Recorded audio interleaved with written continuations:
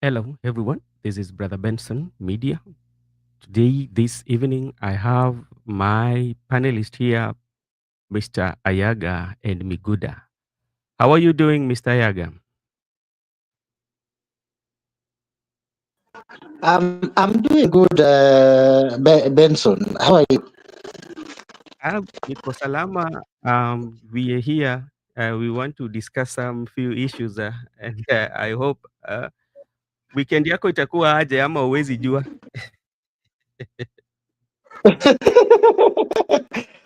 Weekend yangu niko over weekend. Eh, okay. Yeah. Miguda, how are you doing? I'm doing great, my brother Benson, Yeah. and my brother Ayaga. I'm doing great. I'm managing very well. And Okay. as usual, today, it's Friday, brother Benson, and we are just to open the Sabbath. So my weekend gonna be full of worship. Oh, yeah. Wewe ni mtu wa Adventista ama Sabato. Ni Adventista peke yake ndio hawajarudisha pesa. Anglican nimeona wamerudisha. hawajachukua pesa by the way. They usually, I don't think whether they usually take donations. Yeah, very good church. Ayaga knows that we don't take. In You fact, we don't don't take entertain politicians in our churches. We yeah. don't want them. Mhm. So before we go into the main discussion of today, there are a few things that I want to share with you. These are just few that today, the Limuru member of parliament, Chege, uh, I saw somewhere, I don't know whether how true is that, he was beaten by residents and they're accusing him of hiring goons to that interfered with Gachagua during that um, burial in Rimuru. And there's another one. I don't know. These Kenya police officers in Haiti have threatened to resign.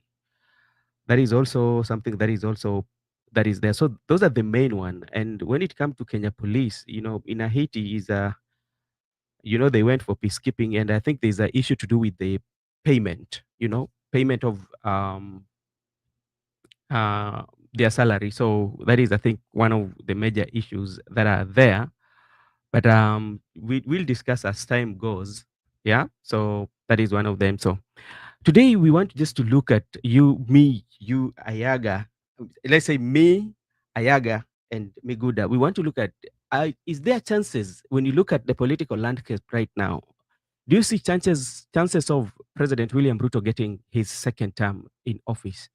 And we want to look at few areas that, to me, I feel if he doesn't work on them, it might not he might not capture that seat. So one of them that I want us to talk about is about the issue of the churches that has been capturing uh, the media right now, because they are the Anglican Church and the Catholic have rejected the donation that president has given to them, and you also know about the presser that was given by the NCCK, some where they accuse the president of lying, and you know, and this is something that has gone to many Kenyans who are going to church. So how is president going to encounter that? And if he doesn't encounter that, will this one affect him not to clinch the seat in 2027, or will not give him a chance to win for the 2027? Let me start with you, Ayaga. What do you think about the relationship now between the president and the church? Thank you very much, Benson. What I can say is very simple. But though politics is dynamic, it changes with the months, with years, with time. Even 1 week, even Yeah. 1 day in politics, things can change. They can change. So, what I'm saying is very simple. With the current political situation, if it maintains, the president will not have a second term being elected by Kenyans as a president. High chances and high chances that this thing will go this way. And Yeah. there are indications, maybe the president is an intelligence consumer, maybe has been briefed by the internet that it is bad. Things are not good. That's why you can see our president is like a bit angry man. Even in 2 or 3 days, the way he address people is very paranoia. Yani has a character that shows you he is angry. Yeah. If you withdraw church from president, if you withdraw the narrative of hustlers versus dynasty, if you withdraw the mamamboga and the bottom up, the things that the president has lost, Yeah. he is now kank. That's why he is clinging on something called unity. Unity of something that is not there. We are not divided. Mm. To know that Kenyans are not divided. They go to Kikomba market. You will get all Kenyans, even Turkanas, even Masais wanauza shanga hizo mabits. Yeah. Kenyans sit together, they eat together, they work together. We are not divided. So I don't know narrative that Ayaga, he wants to checking do your happens in two forms. you are kind of not You audible. can hear me? You are breaking so much like we cannot hear you. Yeah. Okay, when Oh, I'm Miguda, you can hear me? Or because even me, I can't hear you. yeah, Ayaga. Okay, there's a problem with the Ayaga's net, and he should fix the next. So as Ayaga is fixing his internet, and because like he's cracking on the speaker, we cannot get him well. Miguda, uh, with this rejection or with this rebellion between the church and the president, if the president does not fix it, do you feel he can get the population that is in the church to vote for him? And will this one cost him his presidency for the second term? With the current political situation in the country, the president needs to do a lot of work if at all he want to be re-elected. Because if the people maintain momentum, particularly the church leaders, if they can be consistent to the Mm, very end up to 2027, the yeah, president has limit chances to be re-elected for the second term. yeah, But we also have to consider that are the religious leader able to continue with the pace up to 27? Or what if Mr. President can go ahead and address the issue being raised by the religious leaders? If yeah, at all he can address those issues, will he be viewed as a person who has acted on the issues which are being raised by the religious leaders? Therefore, the church will tell the people that, oh, okay, he has addressed the issues, let us support him. Those are yeah, the things that we have to consider as the people, because right now, as things stand, Mr. President is unpopular and he has few chances to be re-elected. But if the church can go with the same pace up 27, that's what we do not know. How sure are you that the church will be consistent up to the last time?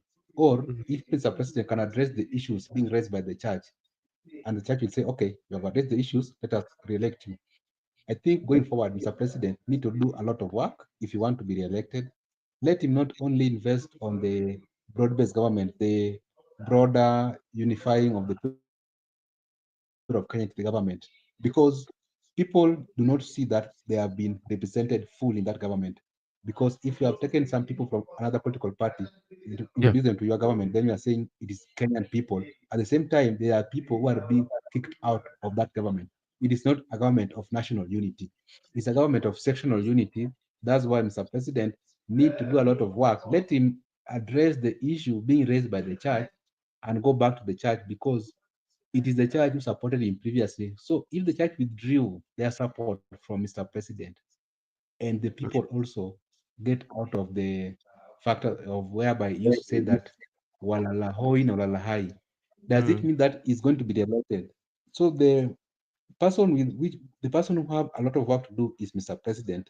If you want to be elected, let him change the tactics, because we cannot say now that he can be elected or not, because it's too early, as you understand mm, the way politics do work. yeah. Okay, thank you so much. I hope Mr. Yaga is back. Mr. Yaga, thank you so much for coming back. I don't know whether you fixed your internet. We're talking about the church, and you know very well that president has always been a church person from the time immemorial, especially even during even Uhuru administration. He used to go to church and he built that relationship with the church members. And now the church is now rejecting some of the donations from him. Yeah. And this has always been his way of campaigning and even accusing him of lying to Kenyans. So whether this one put the president for the 2027.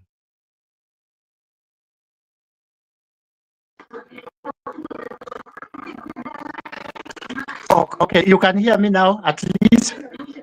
Yeah, try. You're still breaking. Okay, I think wana maintain stima huku, so hata wamerudisha, I think waweka kwa weak line, so ikabit shaky. So what I'm saying is very simple. The president was what Raila Odinga tried in 2007 by creating a unity that is not there. We don't have a crisis. Our problem is not to isolate one community or the leaders from that community. Our problem as Kenyans are economy and other things. So what we are saying now, the president has lost the narrative. It was hustler and bottom up stories and mama mboga and watu wa boda boda. He has lost that. If actually we lose church up to the election time in 2027, it will be a disaster on his side. And having that seat again, it will not be easy for him. Okay, Ayaga, you're still breaking so hard. Like we cannot get what you're saying, sir.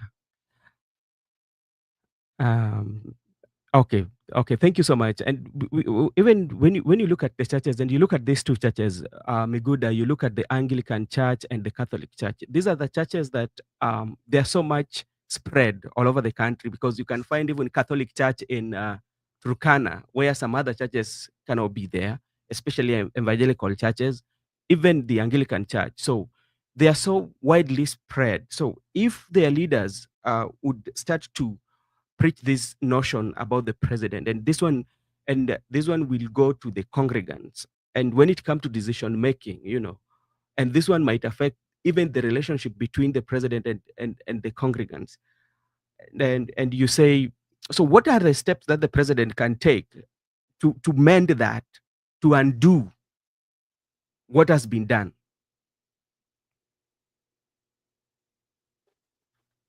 You have rightly put it up that Catholic Church and Anglican Church has got vast majority of the people of the population. At the same time, they are the church that you can find they are spread across the country, even in regions where you not expect other churches. But also, most important is that they are spread across the country, but they have a very huge population of people attending those churches, and most of them are informed. In fact, they participate in the democratic exercise in the country, and the leaders of those churches, be it bishops, be it father, be it reverend, those leaders are respected by the congregants. The Yeah. congregants view them as someone who intervene between the people and God. Yep. Because if they intervene between the people and God, to an extent that even the people sometimes do confess their sins to them, that they can pray on behalf of the people directly to God, and God will answer the people's prayer. Yeah. Look at that belief that the people have for the leaders. It means that if they can make a decision, the people will believe them and will follow them. The point here, Mr. President, first, let him try to address the issues being raised by the leaders of those churches. That's what I said first. Because by addressing those issues, the congregants will view the leaders that the leaders as make demand to the president, and the president as respond to those demands by addressing them. They will view the president as someone who has shown respect to the leaders and has shown concern to the leaders because they believe that the leaders speak for them. Once their demands have been addressed by the president, they will view as someone who listens, someone who is concerned, someone who can take care of their needs, which has been addressed by the leaders. By doing so, he can persuade the people to vote for him. That's why we said president has a lot of work to do for him to be re-elected. But if things stand the way they are, without any response, without any concern about the issues being raised, I don't think they are going to re-elect him. The people from those churches, they are not only Catholic churches and Anglican churches. There are so many churches which also do preach the same gospel to the congregants. That as things stand right now, the problem of the Kenyan people are economical and social problem by the people of Kenya. There are people who have even addressed that next month we are opening schools, but there are no infrastructure for the junior secondary school or the senior secondary school. Those are the concerns issue by Kenya because majority of the people of those churches, their children go to those schools. They need those response from Mr. President. If at all we can address those issues, people will view him as a president who at least listens to the concern of the citizen. But without doing those concerns, without addressing those issues, we Yeah. don't see a scenario whereby the people will overwhelmed vote for him the way he was previously voted for. Okay, Ayaga, hope you fixed your internet. And when we're talking about the churches, even as the um, the the relationship between the churches and the president is continue uh, to grow wide, there are those who are supporting the president who go on attack on the religious leaders, especially the foot soldiers of the president, to an extent whereby some of them even call those leaders to profile them with their tribe. Ayaga, how is that one going to work if the president is trying to mend and the foot soldiers are doing the opposite of what president is doing?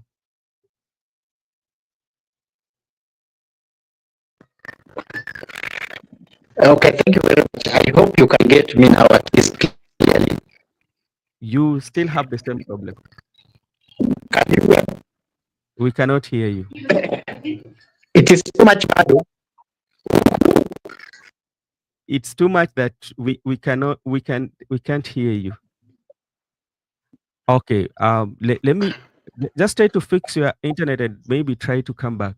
Miguda, so I was just asking Mr. Ayaga because the president might try to mend the fences, but we find like some of his lieutenants will always go for the the, the religious leaders. And even you remember yesterday we talked about the the the the member of parliament for Suna East, Junet Muhammad, was even going talking something about the pastors. He's telling them they need to learn a lesson.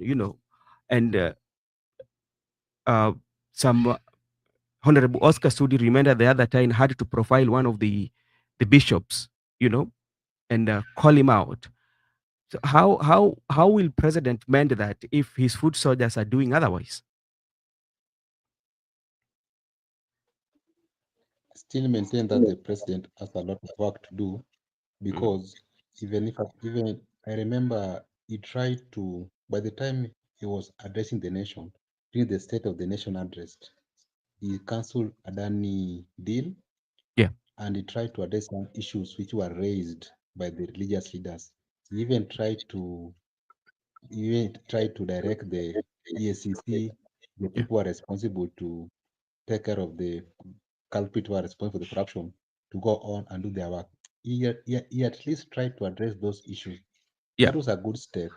But now the question is, if Mr. President is trying to address the issues being raised by the religious leaders, but the foot soldiers are continuing to attack the religious leaders, they have continued to attack the people who have impeached. The problem, Brother Benson, you will bear with me that if you look at the people who are attacking and responding to the religious leaders, are not actually the UDA members.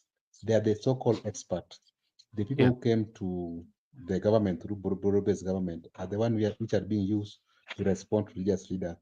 yeah, And even if you check very clearly, you find that the people who are currently attacking Rigathi Gachagua or are yeah. responding to Rigathi Gachagua are Mm. ODA members. The UDA people are quiet about the impeachment process.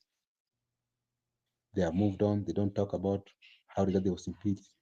It started with Raila said about how Rigathi Gachagua was trapped. Then it was followed by the foot soldiers.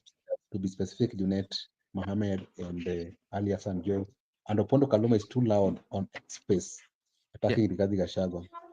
The question here is, it is the expert who are not, I don't know what they are doing to the president because the president is trying to reach out and is trying to mend fences with religious leaders.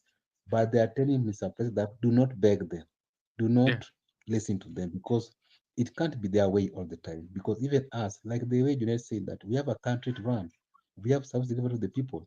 There's no way you will be delaying us with things like public participation. There's no way you will delay us with going to the judiciary because we have a mandate to do to the people of Kenya. We have manifesto to implement the people of Kenya. There's no way you are going to delay us each and every time you are talking about public participation, corruption, you criticize government. The people who have been responding or have been attacking these religious leaders are the expert in that broad-based government. Actually, they're not the president's guys. The question could be, are these experts put in a position whereby anything, or that's why I told that they are insiders and they are gatekeepers, whereby if you try to engage Mr. President in whatever angle, they'll make sure Mhm. that they respond to you effectively. They will not allow you to respond, whether it's doing good or bad. And they're very clear that whatever Mr. President is doing is whatever they had in their manifesto. And they have seen Okay. absolutely nothing to oppose. So going forward, I believe that the people who are brought in the government are the one who are busy responding to the religious leaders. Okay, thank you so much, Mr. Miguda, for that. And there's also another area that also we need to talk about the power of social media platforms or platform, because social media is one of the tools that are used for communication. And if you remember very well, during the 2022 general election, actually, the president, his team that was using the social media, used it so much effectively in terms of giving out information and communicating, whether it was a propaganda or not a propaganda, but its effectiveness was there, especially in the part of the president, is if compare the Azimio then during the 2022 in terms of messaging and the use of social media. The Kenya Kwanza guys really did well. But now we have now the majority of Kenyans, the young people who are now on social media, who are using the social media to criticize the government, or call out on the government and even spread the information, you know. And you find they bring in even memes. Yeah, like now the memes that is going around. I don't know who is behind those memes that are going around that they that and it is spreading so fast, and people are reusing them and getting this information. How is the president going to encounter the use of the social media platforms? And the same time, you talked about criticizing, where the mining CS was telling Kenyans, "We are coming for you." You know. So Ayaga, are you back? Okay. So Miguda, just try to paint for us a picture on how the social media can make the president not to get his second term. That is a very little ground or platform currently in this 21st century for Yeah, politicians. Even you understand how Trump social media work very effectively for him to win the presidency of the United States of America. yeah, He was supported with one of the current CEO of the X Space, and he got vast majority support from the social media. For social media work yeah. effectively for William Ruto in the previous campaign, we are not in denial, Mhm. and we agree that it is through social media that almost convinced most of the youths to vote for him. You have even had the people who are having majority of the followers in the X space confessing that they voted for William Ruto. It means by the time they were campaigning for him on social media, their followers almost voted for him. Social media worked very good for William Ruto, unlike the Azimio. And the Yeah, same social media has turned against him. We have they are if you're on social media, they usually say that social media doesn't care. It can work effectively for you 1 minute, the second minute it can do you worse than what you expected or imagined. That is exactly what happened to William Ruto. Who knew that William Ruto will be unpopular, particularly on the X space, to understand that people could produce some memes that even he has been put there. Even the Kenyan's flag has been raised half. People are even commenting that there is a body living Lee funeral home going to be viewed in parliament. Such things are all negative about Mr. President. Social media is not working for him. It's not working for him anymore the way it worked for him effectively. And social media also does not forget the way they usually say the internet does not forget. And when it does not work for you, it means that there is no way you can control social media. To an extent, you have even had the so-called expert attacking individual on the X space. It means Mr. President, being a consumer of intelligence, he has been Yeah. briefed in details that it no longer work for you. Remember, by the time during election, I can remember during election time around Yeah. 2021, Dennis Itumbi used to have massive followers, and Dennis Itumbi used to work very effectively for Mr. President Yeah. on the X space. Even Mhm. during even how they used to air their propaganda was working so it was resonating so well with the young people.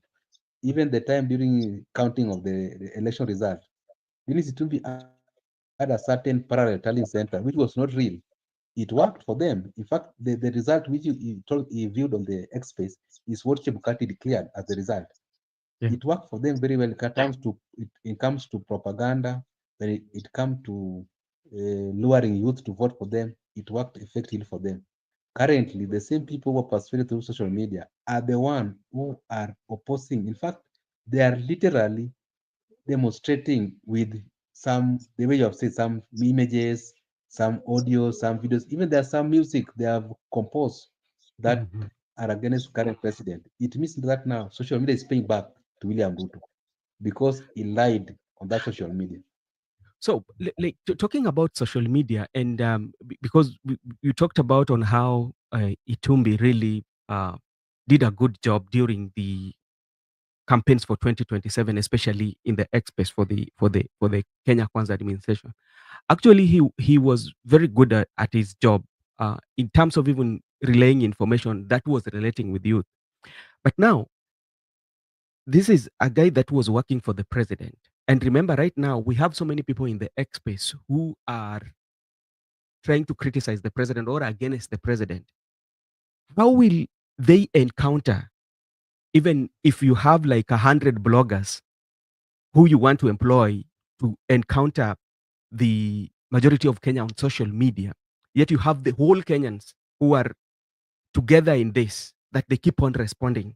Yeah. How can the president work around the social media so that what you have or what you say, or if Itumbi is going to control that, you find a way that people are listening or people might have traffic towards Itumbi? Because I know if you maybe you bring an information, there will be a counter of that information with facts. How are they going to work? How are they going to maneuver around that? You know, truth to be said is that most of the youth actually voted for William Ruto in the previous election. And most of the youth are the people who are popular or who are trending on those spaces like X. Mhm. Itumbi worked very effectively, and Itumbi was followed massively. And actually, even the people from ODM side who are at my age knew Itumbi very well, and they accepted that Itumbi is a genius when it comes to social media platform for Yeah. the campaign purposes when he was using it as a tool. It worked very effectively, and we are not in denial. We admit that. But right now, the problem is it is now like organic. The people have rebelled. The people who use the Yeah. same platform to make William Ruto who he is, actually, Yeah. they have felt that they have been betrayed. And because they still maintain that massive followers, they still have the same writing skills, they still have the same composure, the same creativity. You cannot control whatever they want to write. You will not Mm. force them to do for you what you expect them to do. That is nonsensical because you'll find out that even the same Itumbi, if you follow him right now, even if you post anything, usually go and read the comments. You'll find that people do not like him, even the people who used to like him. Yeah. And the issue I've brought in about maybe they want to counter the attack of the organic. Massive people do not support the government. So if you want to introduce maybe like 100 bloggers or 200 bloggers that you are paying on a daily basis to advocate for government policies on social media, in Yeah. my view, it will not work because even during the protests previously, there are bloggers who are paid to counter the Mm. organic movement.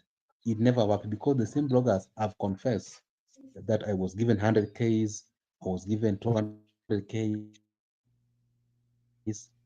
They are confessing that they have been given because, even some of these bloggers or these activists on social media, they want to be leaders in this country. They are eyeing for position in this country. Yeah. They cannot betray the people, or they cannot betray the cause, because they will meet the same people when they go for elections. If you can currently view or advocate for the government policies on the social media, how are you going to appeal to the people that you want to be elected in a certain position? In my view, the people who are popular or famous on those platforms, they want to be future leaders in this country.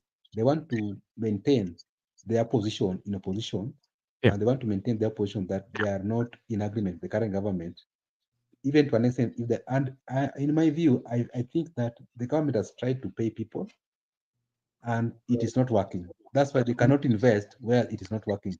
Remember, there was a time when Babu Owino was very popular about the issue of Nairobi gubernatorial.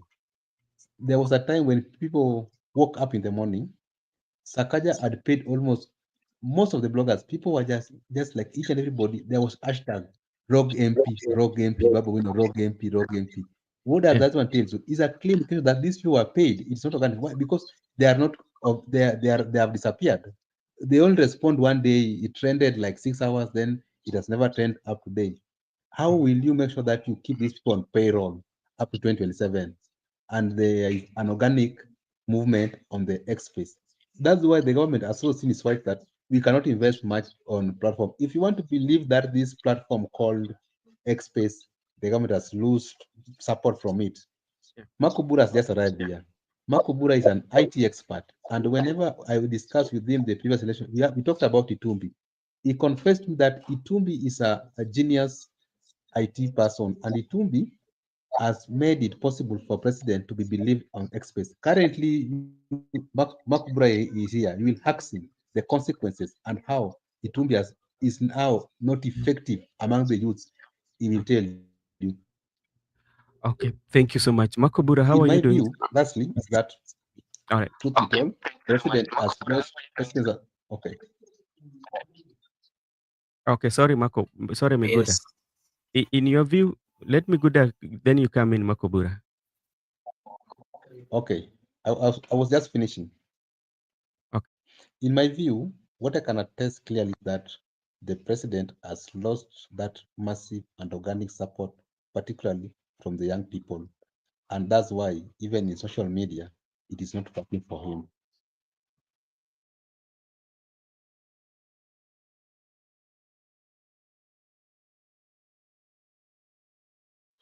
You have mute. Benson, you have mute. Kindly unmute. Makobura, how have you been? Okay, good evening. I'm okay. I've just joined. I found that I've gone for quite some minutes. I hope you guys are doing good. Can also see our friend Ayaga has just joined. Ayaga was here I'm before. looking. Oh, nice. Okay, I'm looking forward to having a discussion on the topic. Will President Ruto be one-term president? And I also saw something on the screen Yeah. about the power of internet. And the social media. Yeah, maybe to just give my take on what I understand about the social media. I think this is a tool that is being used by the young people, and this generation is a very bright generation, a generation that is very much updated on the technology, and they are using the technology to reach out and to even speak whatever they have in mind. We've seen in so many instances the youths, you've never seen them gather somewhere having a discussion, but what they're doing is using the social media platforms to spread and to send the messages that they have. And maybe a good example that I can give is if you remember the planned demonstration by the Gen Zs, there's nowhere that the young people met. They simply used the power of internet and social media platforms communicated to each other, planned everything, and executed a demonstration which was just planned via, social media. So any government, any person who is running a government, Yeah. they have to respect the power of internet. And we also have democracy in the republic, and the constitution of the Republic of Kenya gives us the authority to get information from different sectors and to also give our opinions. So just the other day we saw a young man who was just also using social media to share or to spread whatever he had, who was arrested, and he was taken to court. And he was being told on through social media, in quotes, he had killed the president, and so he wanted the president to come and testify in the court on what he knows about him killing the president. So, in short, what I'm trying to say is that social media is a tool that is being used by the youths of the Republic of Kenya, and it is it has come. It is something that has been embraced by the youths, and trying to shut it down or stop it would be amounting to going against the rights of the people. And so it can positively impact something, or it can negatively impact. But again, in Kenya, most people, especially the youths, they are unemployed. So some Yeah. of them are using social media positively to get something out of it. Some of them, when they are bored, they can also use it to do some negative things. Okay. But again, some of them are using social media to, when they're bored, they just get there, look at some pages. It has played both positive and negative, Yep. uh, role in the country. But again, the president, for some times, especially the generation that existed before these generations, they are not very much understanding the power of social media. Social media is part of the youths of this generation. They really know how to, share whatever they have through social media. So sometimes back, the president and his team were not really understanding what No, social media was. the president and his team understood social media very well, MCOBURA, because remember, They when you look at 20, especially when it comes to the use of social media to pass information in terms of politics, because we're looking at, because when you look at the 2022 general election, not even 2022, from 2013, yeah, 2013, when the president, William Ruto, no, the former president Uhuru Kenyatta and William Ruto were running, they were very much ahead in terms of social media usage to pass the, information. the reason why I'm saying they're not up to date is Yeah. because there's so many things which have been happening through social media, and they've never accepted that fact that these things are here. The planned demonstration was fully done on social media. They knew about it. They didn't believe it. You know, uh, there's so many messages and so many discussions and so many meetings which people are having and discussing even what the government needs to do, and they've never taken in consideration to even have a look at it. To them, they don't, up to some point, they don't believe what truly this internet and social media has. And maybe that can be confirmed by, if they would have listened, if they would have followed what was going on in the social media about the issues of finance bill and the rest, they would have made a step by stopping the finance bill. But since they did not believe what they were seeing in the social media, they went ahead to pass it. So that is a clear indication that as much as they believe, but they do not really know the magnitude of the power that it comes with. Okay. Thank you so much. Ayaga, how are you doing? Ayaga? Okay. Ayaga, you're still breaking. We cannot get you. Oh, I'm still breaking too much, huh? Yes, sir. Oh, wow, You- guy. I, I think there must be a problem that I don't know. I Yeah. have to check now. Now continue. Let me see. Okay. Okay. Let me ask you before, when it's still working. When you look at the use of social media right now, on how the public is using social media, especially in terms of um, checking or putting check on the government, and the use of memes and everything that it comes with. How do you think the president can overcome that? And how, if it continues like this, how can it affect the second term of the president?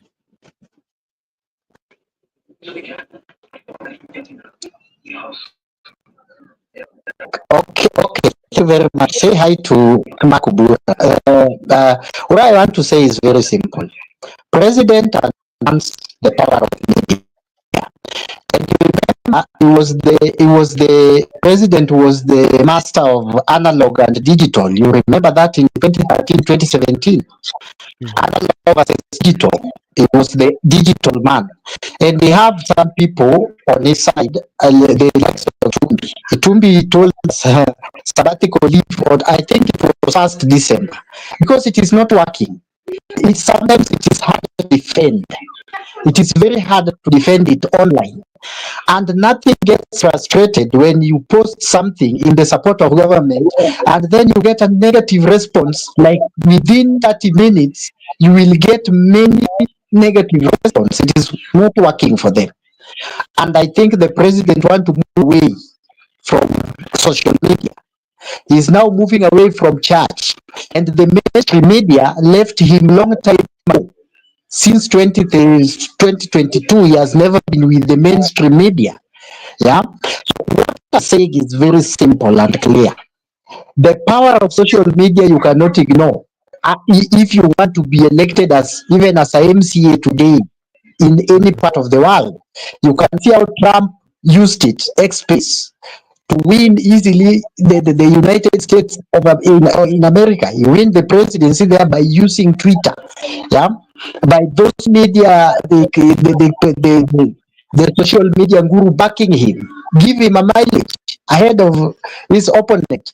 Bong Bong in Indonesia just use TikTok, purely TikTok, not even Facebook, not even X. Use TikTok and they won the election. So what I'm saying, if I don't know the criteria they use, but the more they are fighting, and I think ODM is there to cause more damage than making it look good. I don't know the tactics of ODM, but I think that tactics is working for them.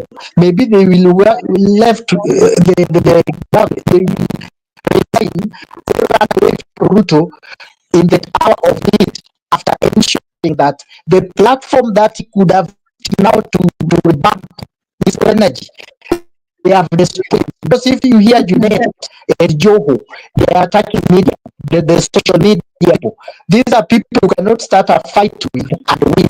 They will fight with you, they will wrestle you to the ground, and they will leave you when you are confused until you know where you're coming from.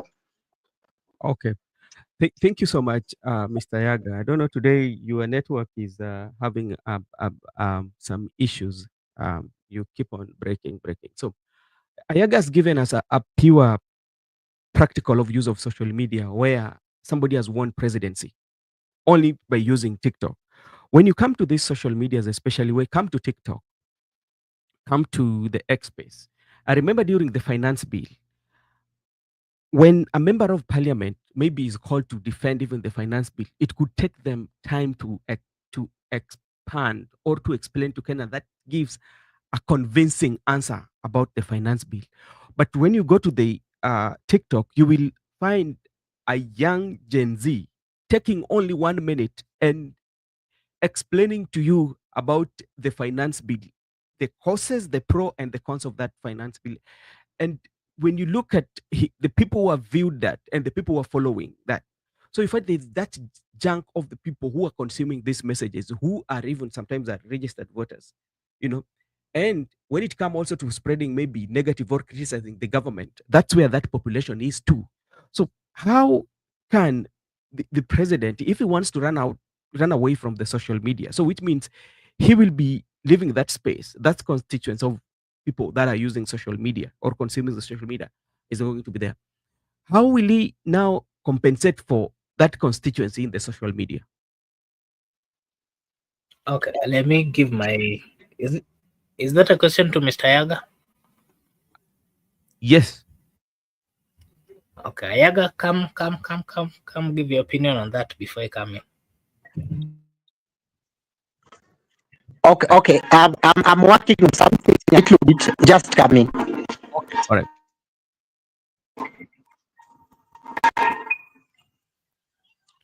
Okay. Okay, thank you. What has happened? I don't know. Have you Oh, changed? all right. All right. You're back. Okay. So, the social media is a very vital instrument.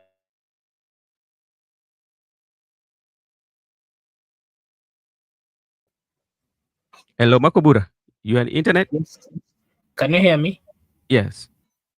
Yeah, I'm saying that social media is a very vital instrument that any person who is going for presidency or any politician has to really look into it seriously, because we've gotten to a point where people use, sometimes back, if you can remember, the newspapers, the Standard, Sunday, I don't know what, these are very important. The newspapers are very important, and you'll find them everywhere. And if you wanted to get any information, any news, you'll simply buy those newspaper. And newspaper was actually for, there was this mentality that the only people who would afford it were the rich people, those people who are very much concerned about news. Yeah. And so you'll find that something happened maybe 2 months ago, and within that 2 months, people would not, if you not have gotten an access to the newspapers, you'll not be having that news. But what is currently happening is, something happens and then you get a notification immediately that there's a news here that you need to get to know. We are currently having these conversations here, and you'll find that I may, before coming in, I just went to internet, have a looked at what was trending, and then from there I've gotten to know what we are supposed to talk about, and I've gotten to understand whatever is happening in the country. It is not how it used to happen, sometimes back. So we need to accept the fact that through social media, you get real-time information, to an extent that I don't know whether my network is not very stable. You can confirm if I'm clear. Yeah, you're Am I clear? Yeah, I can hear you. Oh, I can hear you. Yeah. So I'm trying to say that social media. Okay, I think there's a problem Okay, with social media has given us a platform where we get to, we get to understand what is happening in the country, and we can know whatever is happening in whichever part of the country, in whichever constituency in the Republic of Kenya. Sometimes back it was difficult. If something maybe happened in, in coastal region, in coast constituencies, it would take time before the people get to know what is really happening.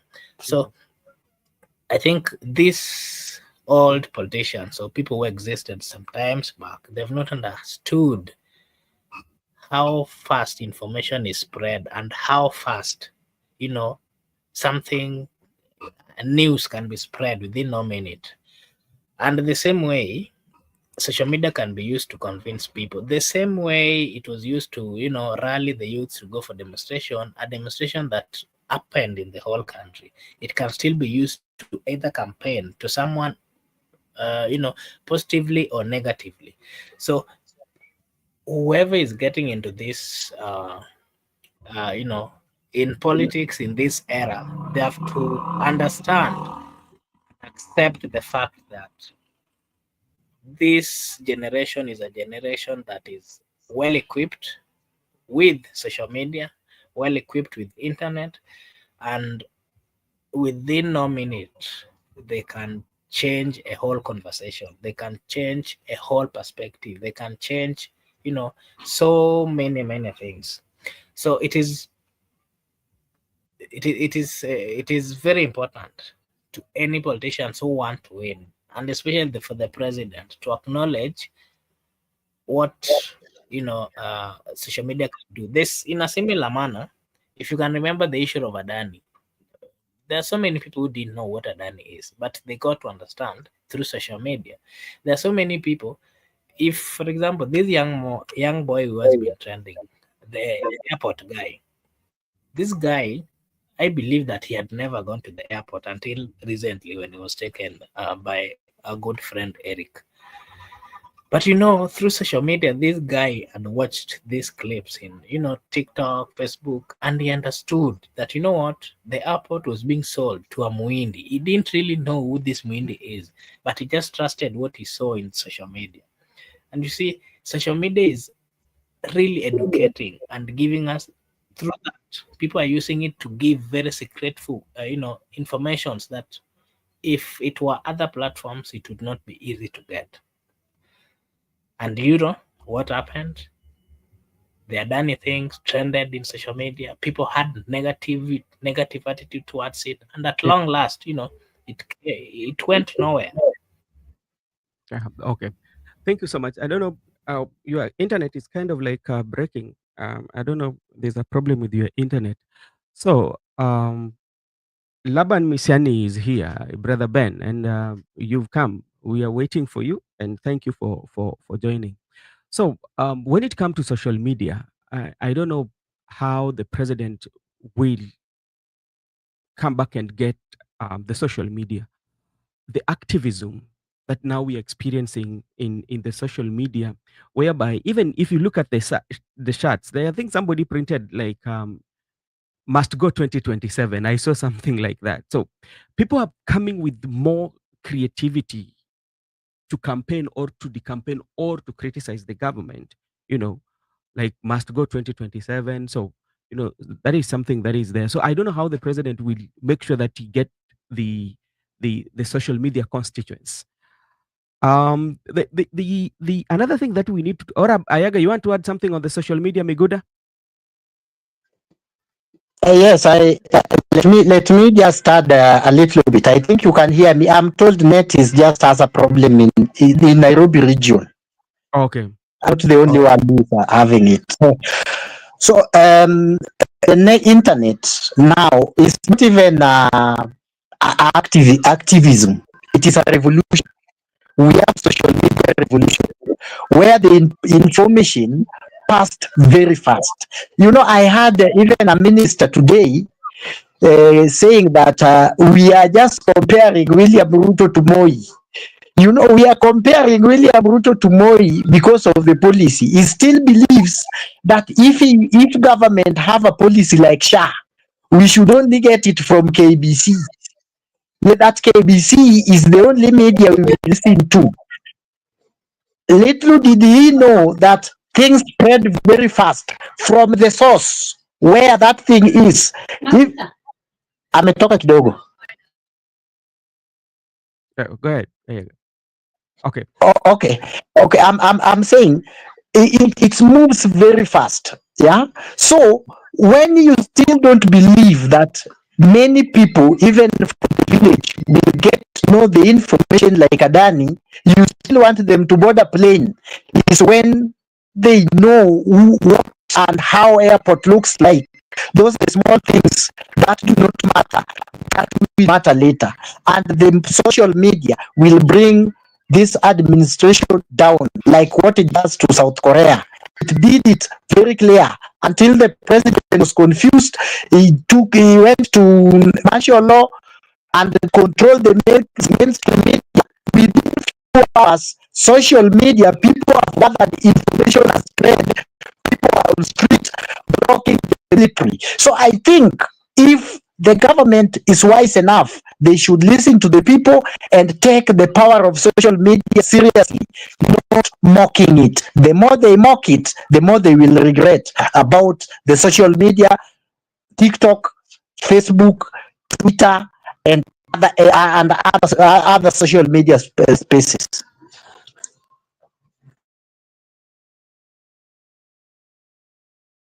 Hello, Mr. Miguda, are you You there? have mute. Yeah, I'm are you there? here. Okay. I'm here, Brother Benson. Looking at what even our friend Godfrey Kinyoru is saying about the social media and how right now that activism that is geared, or the activism that they're putting pressure on the government and even like the campaigning the government, how can president also capitalize on the activism and the criticization that is being given from social media so that he can gain that trust for him to see himself being in a better position to secure the second term? Brother Benson, to respond to the question of Mr. President being in control or not in control, in my view, I would like to say that the problem with social media is that you cannot control. You know, when you have your own rally, you can control that rally. You can decide you are going to speak, you are going to speak. This is the agenda of the rally, this is the agenda of the rally. You can decide and you can control that rally. But in social media, there is no one to control it. You cannot control. Remember, during the time people are demonstrating, you find that even the people who are used to participate in those contributions, you find that there were so many people. They were attending that rally to announcing that there were 8,000 people attending those platforms. It means that social media is massive even compared to the local rally which are being organized by politicians locally. Because if I've never seen a rally whereby there are 8,000 people attending and most of them are willing to contribute. Some do comment, some do raise up their hands so that they can be given an opportunity to speak. That's the power of social media to you. And it's trending. It goes from one place to another. And what I want to say is that controlling, you cannot control. You cannot control it because someone, they do say that I purchase my own bundles. I decide what to do. I can be on X, I can be on Twitter, I can be on Instagram, I can be on Fixed at whatever time I want. You don't need to control me. I can even choose what to see and what to watch and what to not to watch. For instance, if I want to watch news, I can decide that I want to watch only the part of ODM or the part of UD or the part of government or the part of the bishop or the part of the religious leaders. I'll just specifically select what to watch and what not to watch. Unlike what government expects from us that we must get it from the mainstream media. In fact, mainstream media is unpopular. People have invested so much into social media to understand that, like me, myself, I don't depend on information from mainstream media because I want to receive it raw as it happens, where it happens, and who is doing it. I just need to get it directly from Xspace, directly from TikTok. Some people even on their status update. Someone can update you on the status what on the WhatsApp, whatever he was doing, even in video. So for you to get it clearly raw and original information, I can't wait for news of 7 p.m. or 9 p.m. East African time and the event happen at 10 a.m. or 11 a.m. I'll just link directly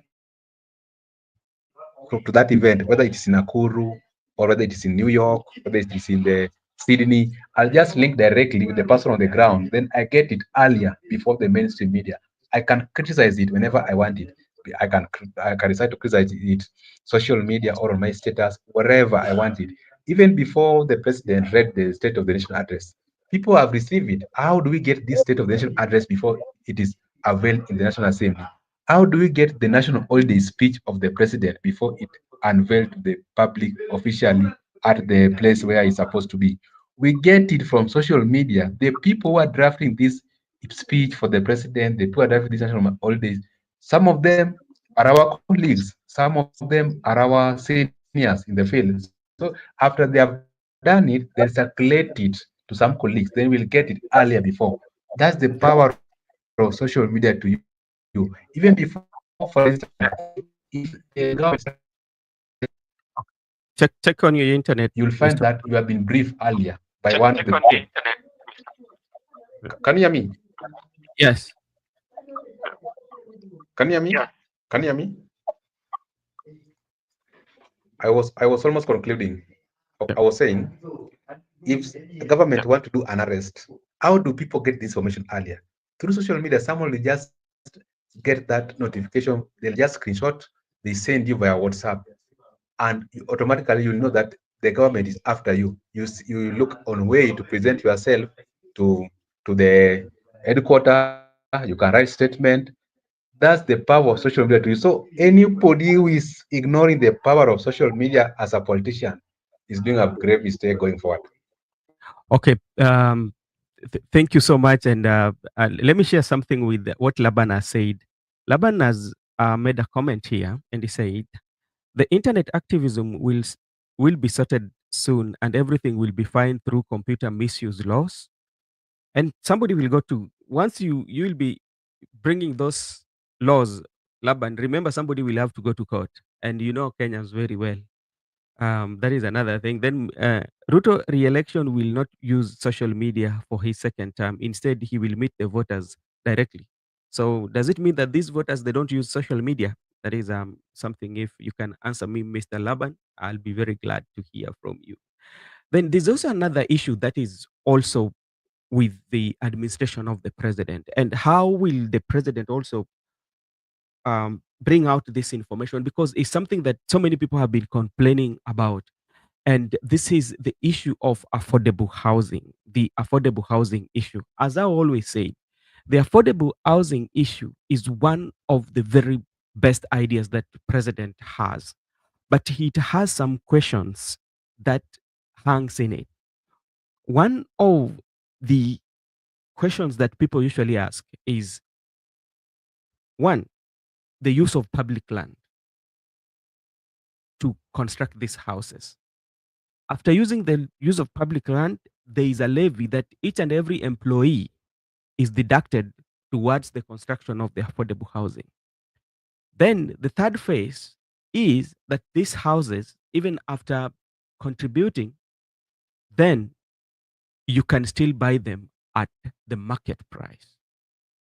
So how will the president maneuver this, the issue of affordable housing? Because there's some people who just is being deducted from their salaries, but they don't agree with it because that is the law of the land. But it's something that majority of Kenyans are protesting. How will president maneuver this? And if somebody will be campaigning against the president, he will say that within 100 days in office, I will ndatoa hiyo house levy, hii affordable housing levy, ndaitoa kabisa. Yeah. How is president going to navigate about that and answer those questions that people are asking? Yeah.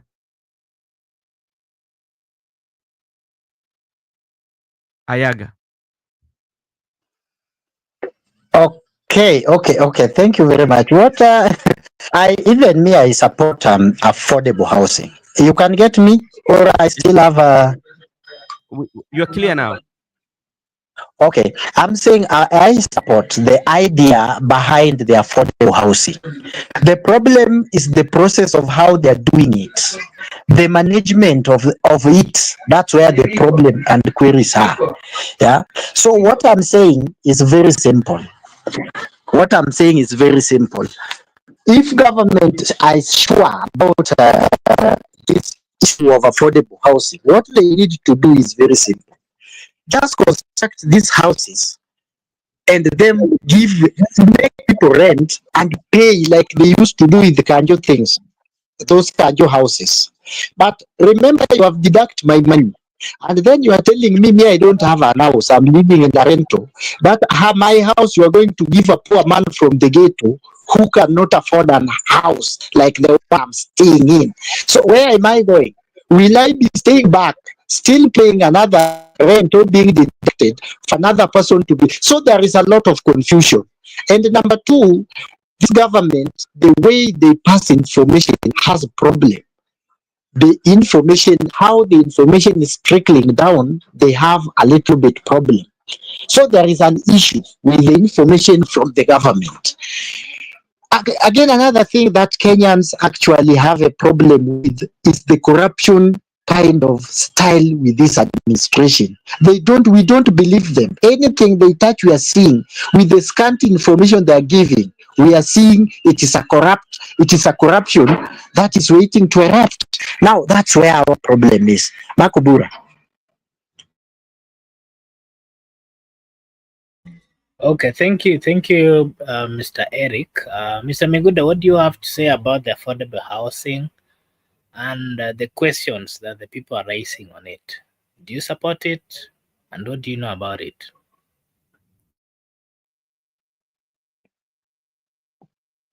What I know about is that it is a good idea for the people of Kenya and for a visionary leader who looks beyond currently the situation of the country will focus and ensure that the people are well taken care of, because in my understanding the future is urban and many people will move to the urban areas, and with the increasement of the population we need affordable houses as a country. Remember during our time when we were still young, for those people who were in school, they were being taught about Kenyan population being 15 million, 10 million, 20 million, there was 30 million. Currently, we are approaching 50 million. So it simply means that the population of the country is increasing, and the concerned government should take care of the population of the people going forward in terms of residents. That, in my view, it's a good idea, and for the government who is visionary for the citizen to come up with that issue. Where I have a point of departure with the current government is whereby they do tax people to cater for the affordable houses construction. Because even before, there used to be those houses and there were no deduction from the people salary. It means that, in my view, when we want to campaign next time, 2027, maybe an opponent will come up that I'll scrape out the levy for the affordable housing.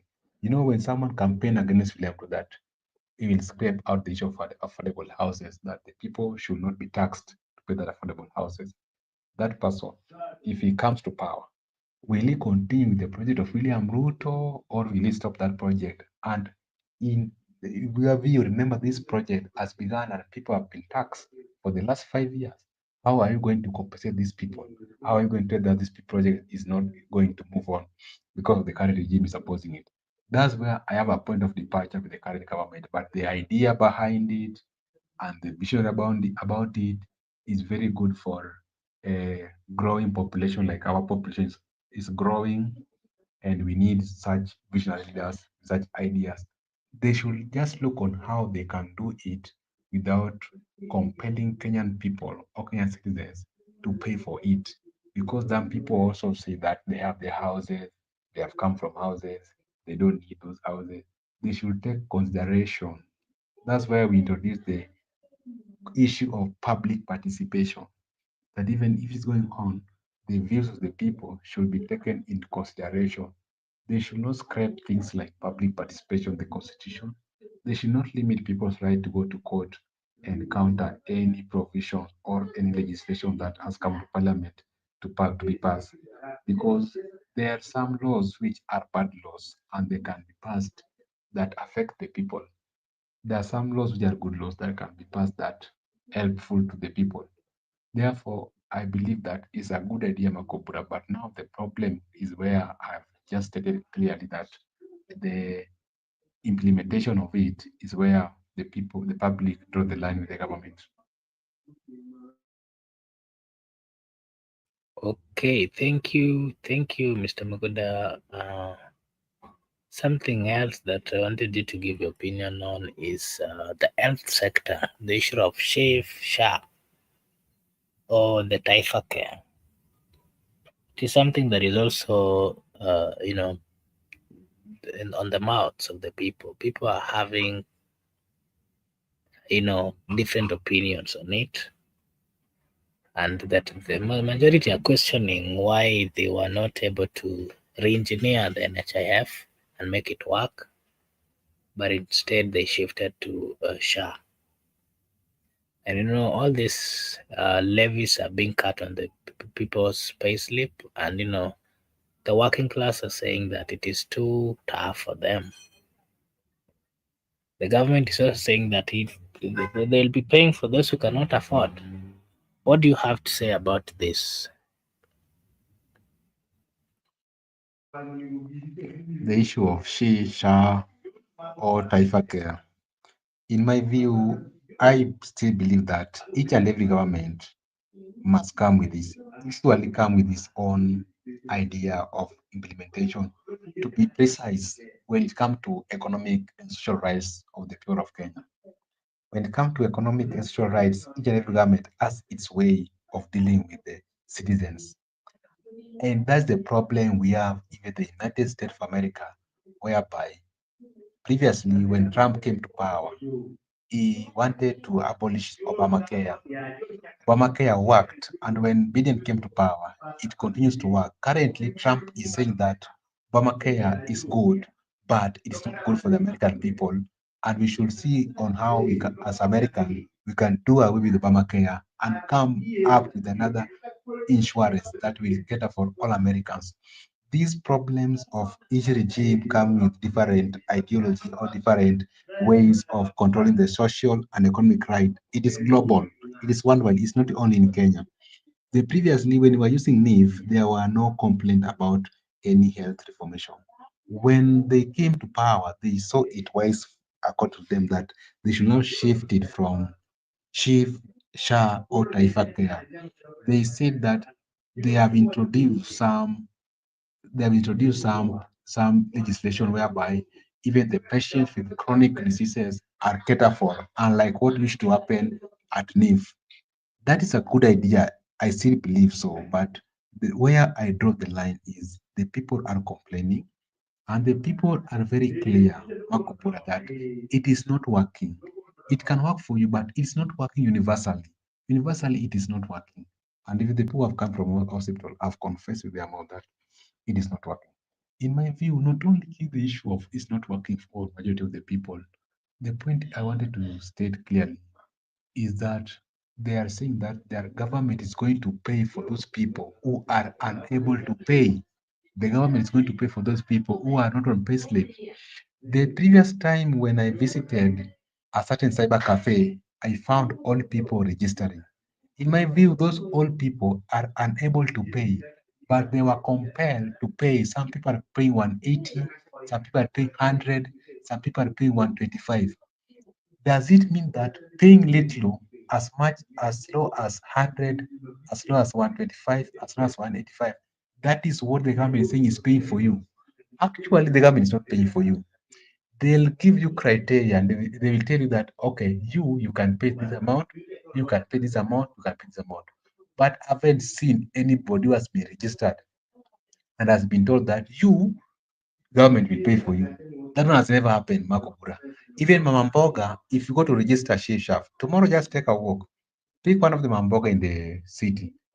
Take him and ask him, I want to register for you.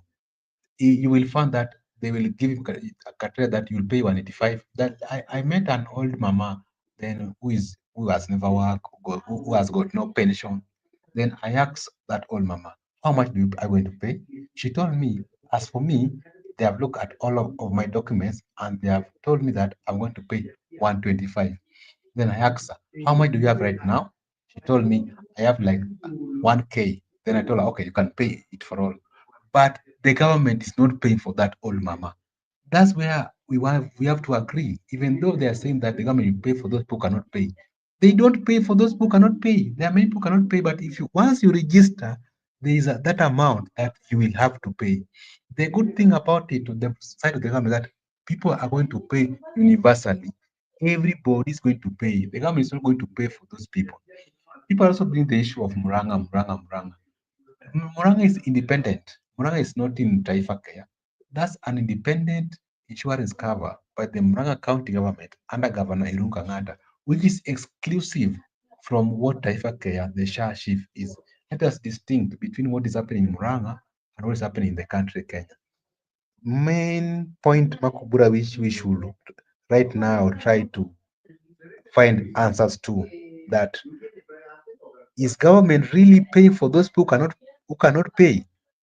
If you get that answer, then you'll come back to this channel and tell our viewers that we have stated clearly and we have looked through practical example that there are people who are unable to pay. And once you start to register the system, there's that amount they'll bring for you that okay, you can pay 125, you can pay 100 bob. But there's no one they will tell that okay, you cannot pay, government will pay for you. If you meet such a person, then kindly bring him or her on this channel so that he can tell us that he is being paid for by the government.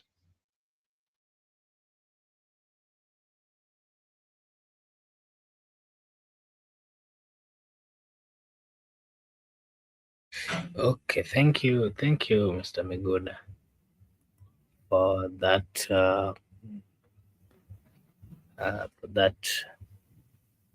comment on the issue of She and Sha and the Taifa Care. It is something that people are still talking about.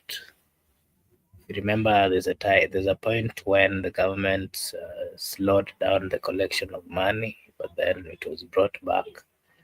We're being told that there are no public participation.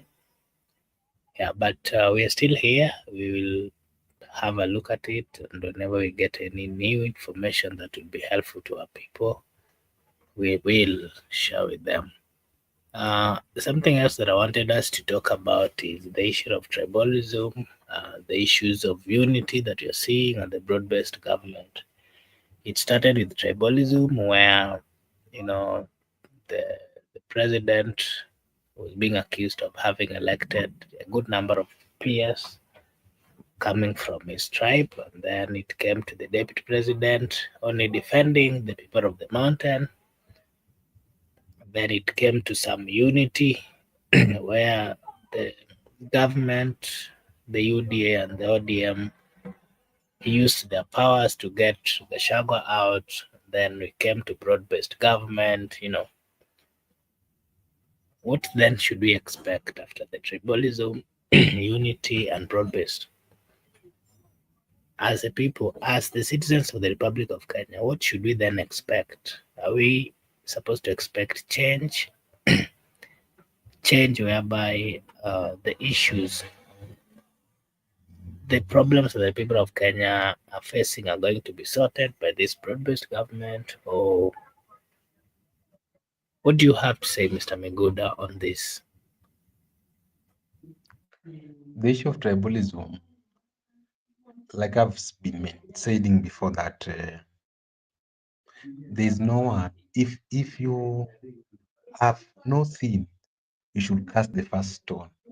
Jesus said that one to the Pharisees, the scribes, the teachers of law, and those people brought that adulterous woman to Jesus that for her to be condemned.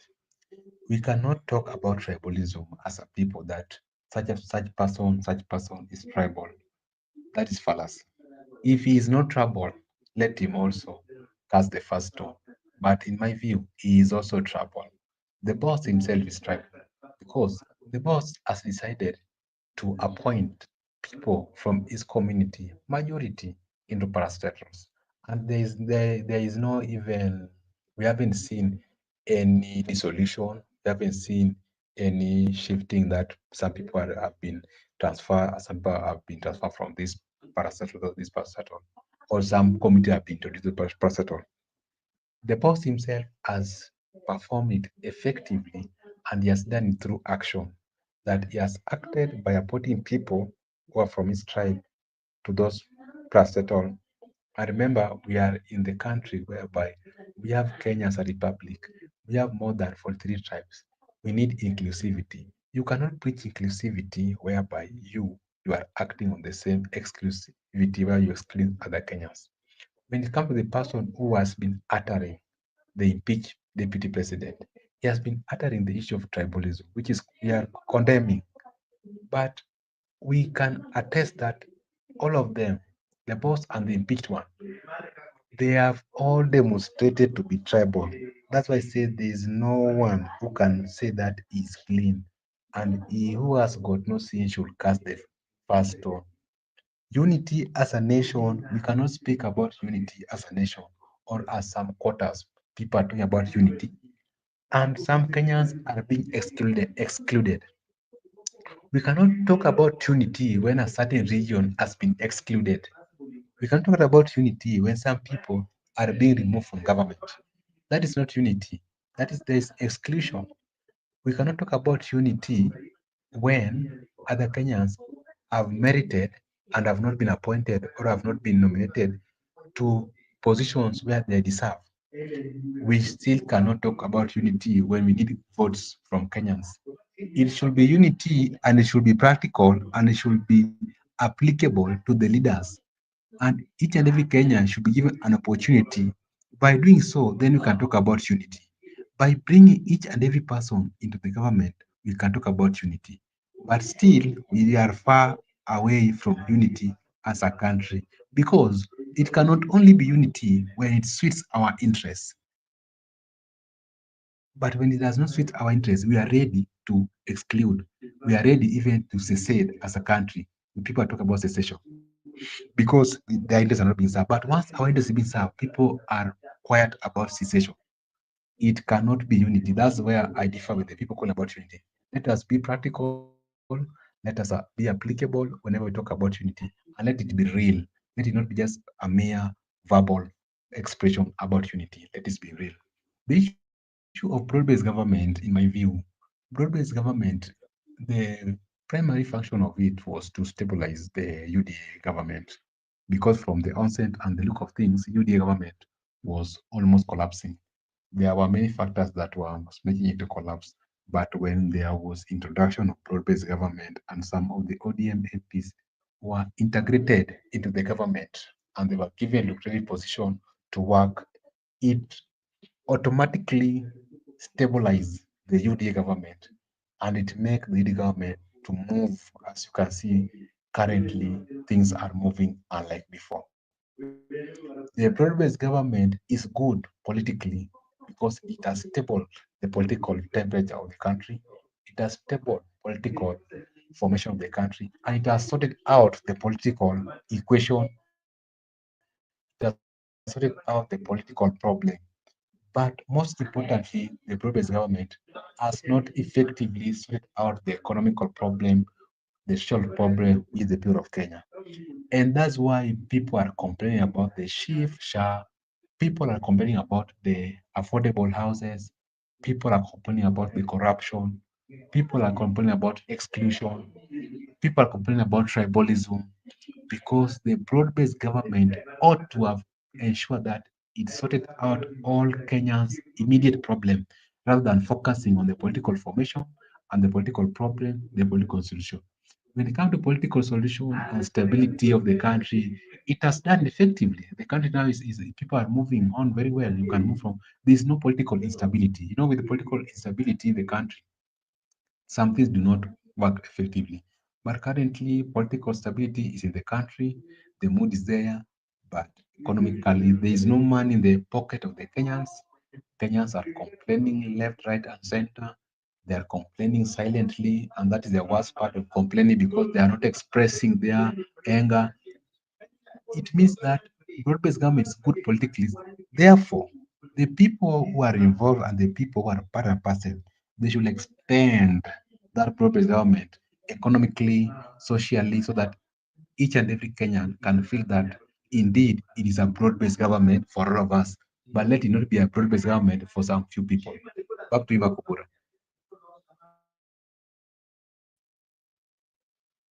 Okay. Thank you, Mr. Miguda.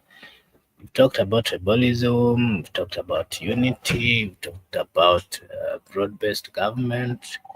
That is bringing us to this again, the public trust.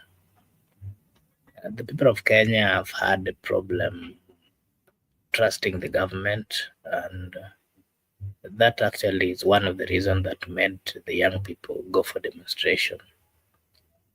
And again, if you heard of the comments of Cabinet Secretary Joho and some members of parliament, especially during the finance bill and after, some of them have been speaking to the people of Kenya as if they don't care, they don't acknowledge the presence of the people of Kenya and their role. Public trust has also the people do not have too much trust to the president because he promises things, but then he doesn't really follow. The other time he talked about, he reminded the politicians that they should not be giving money in churches, and then he tells them that, and then he goes to church and then start giving money, and people are having mixed reaction towards the president and what he promises the people of Kenya. And so maybe you can also give us your thoughts on the public trust. What kind of trust do the people have with the leadership of the Republic of Kenya? In my view, you ought to have put it as deficit trust. The people do not trust the public. The public in general do not trust the government, but they do not trust public officers. None is safe. None of the public officers is safe when it comes to the public trust. They are used to convincing people. They're used to bribe people to vote for them. They're used to lure people into many things. But the general public do not trust the system. That's why people have been talking about how do you get overhaul of the whole system, which has been a dream that is not forthcoming for the people of Kenya. It is an uphill task to get over the whole system because of the difference in interest and difference in diversity as a country. Therefore, the public no longer view the system as genuine as those people took an oath to serve them. During the oath taking, when people were being elected, so they took oath, they were very clear that they were going to defend, protect, uphold the Constitution. The very Constitution has not been defended, it has been violated, it has not been upheld. That alone can testify to you that the people have lost that public interest because you cannot confess with the Bible in the public where people are and tell the people that you are going to do exactly the opposite of what you are executing currently.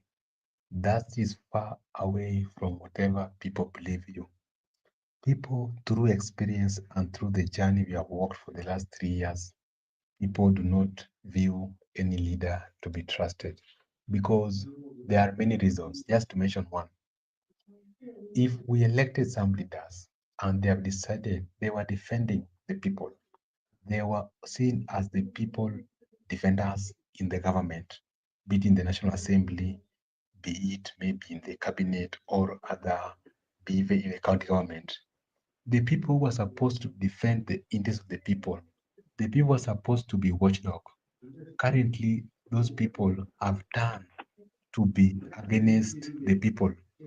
They have turned to be against the people who gave them trust. Now the government and the minority party are together. The question is, even the position of public account committee. What is the purpose of having a public account committee if the person is supposed to be in the public account committee is in the government? What is the purpose of having the public investment committee? What is the purpose of having minority leader and minority whip if the people have been integrated into the government? That's why I'm telling that people have lost trust to their leaders, and going forward, the people must demonstrate through ballot because we are a democratic society. We believe in the rule of law, and we must demonstrate through ballot that indeed the current leadership has failed Kenyans, and we can give Kenyans new leadership through ballot. Back to you, MCOBURA. Okay, thank you, Mr. Miguda. We have a guest, Kenya Mkora.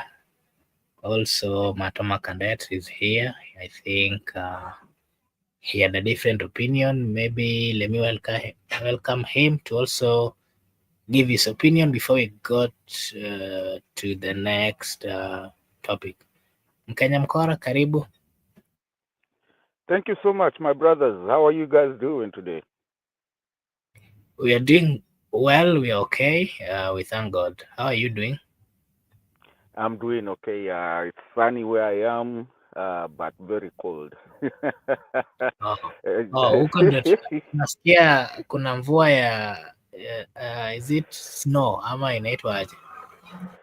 Inaitwa mvua ya white. Ushaona jua na baridi at the same time. That's hiyo haijaionekana huku. Yeah. So my brother hapa MIGUDA, that's the reason I was saying that that's just an analogy, but actually it's the truth out here. This is what is happening. That's the weather out here as we walking into the winter time. But it's the same thing that it's kind of like my analogy of why I was disagreeing with my brother here, because you cannot, yes, climatically, yes, it can be that you have cold and sun at the same time.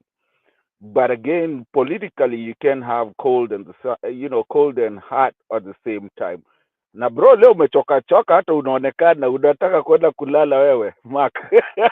Unaonekana tu umechoka, sijui ulipitia wapi, ama pia umeteswa na hii cold and hot at the same time. Mambo ya Nairobi ni mengi. So where I was disagreeing with my brother, I agree with him to some point, but I also disagree with him when he says there is a political everything is good politically right now, political stability. You can never have a political stability when your citizens are against the people who the politicians. Right now, I've been. Unajua sisi tuliambiwa tu ya diaspora, hata Safasaris alituambia kwanza sisi hatufai kusema chochote, as if we lost our citizenship when we left Kenya. But they don't understand we are always watching this thing, even we watch them more than you guys who are there, because this is our homeland and it's more of interest to us more than hata wenye wako hapo home, because ukipanda ma3, mi nafikiria nikirudi nitapanda ma3 kweli, nitafanyaje? So it's more of interest to us, and especially being in the diaspora, watching it from afar. That's why we are so interested. So going back to my point, my brothers, there's nothing called political stability when the politicians are not in the same page with the citizens that they purport to lead.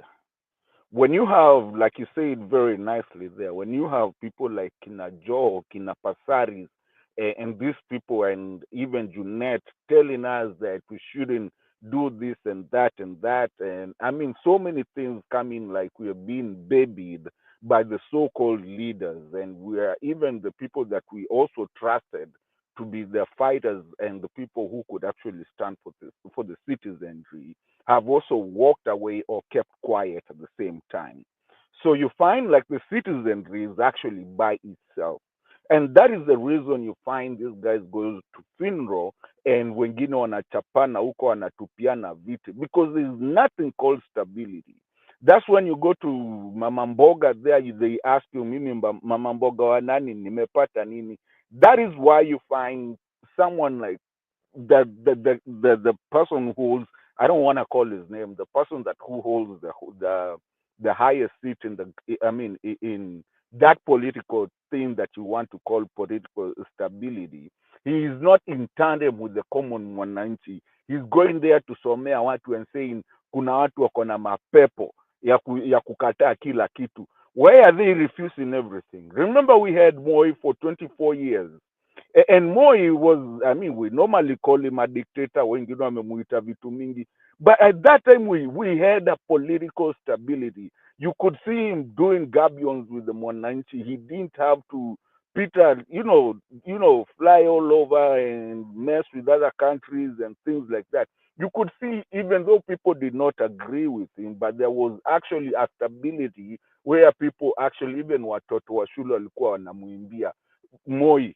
But now you have the song that people know today is Kasongo, or if it's not Kasongo, ni Must Go. I saw a friend of mine alishikwa na DCI because of wearing must go, na ameweka kasongo hapo nyuma, anaambiwa sijui ati. You see that there's no political stability in our country. And when you talk to people, even the ones in the political area or arena, some of them want to quit because no one wants to see them. So there's no political stability. Where is Raila? Raila is not talking because he cannot talk. He's realized he goofed. He messed up. His people are realizing they messed up. I mean, the people who are close to him. Look at people fighting in Junet. I mean, 2 years ago, would you think Junet angekuwa napigwa or Joe? You wouldn't even think about it because they were the people who actually were fighting for the people. So, do we have political stability? We do not. Actually, is the worst since independence. Hata tangu Moi, even Uhuru, there came a time that there was a little bit of political instability. But this one has gone to its own level. Look at social media. Show me something positive that is going to the politics. Look at even their Danny deals and all this nonsense, these things are trying to, show up. Look at, it's even gone not even to a Kenyan political stability, but to even international instability, to where you find the Malemas of the day talking matope, the Tanzanians of today talking matope about our country, and our countrymen also accepting with what they're saying, because you can defend your country and there's nothing you do. The police, some of them are doing things kama wamejificha, jeshi wamenyamaza just because of protocol. And that's where I was disagreeing with my friend here, though I like his political analysis. But I'm telling you, this is the worst. There's no political instability in Kenya, and this is the worst it's ever been since independence. Mpaka watoto wa nasari, they understand, and you can hear them calling Kasongo and making these jokes. I don't even understand how this guy lives. I wouldn't even want to live, ningekuwa nisha quit kitambo, because I wouldn't want to live to a place where that hata bibi yangu sasa ameanza kuingiliwa. You saw hata Gaido, what he was talking about. And even though he was foul in what he was saying, but he was right in what he was saying, 100%. You can see even that we don't have an opposition leader. Now we are having young people like Kinamurara starting now to kind of look very tough, and very viable to become the opposition. So the people themselves have become the opposition of the government. So I want to ask my brother respectfully, what political stability are you thinking? Don't you think this? Are you not seeing this is a ticking time bomb? It's just waiting. The mafuta ishamwagiliwa kwa kuni. One more spark. Wacha ile ya Gen Z. This one is coming with the middle class, with the rich. It's coming with everything. One more. Hiyo ilikuwa kionjo. So what political stability are you talking about in Kenya? Wacha nyamazia hapo, niko hapa. I think I'll have 2 more minutes and then I go back. You know me nakujanga haraka because I'm on my break. Thank you. I appreciate you guys. Thank you for listening. Asanteni.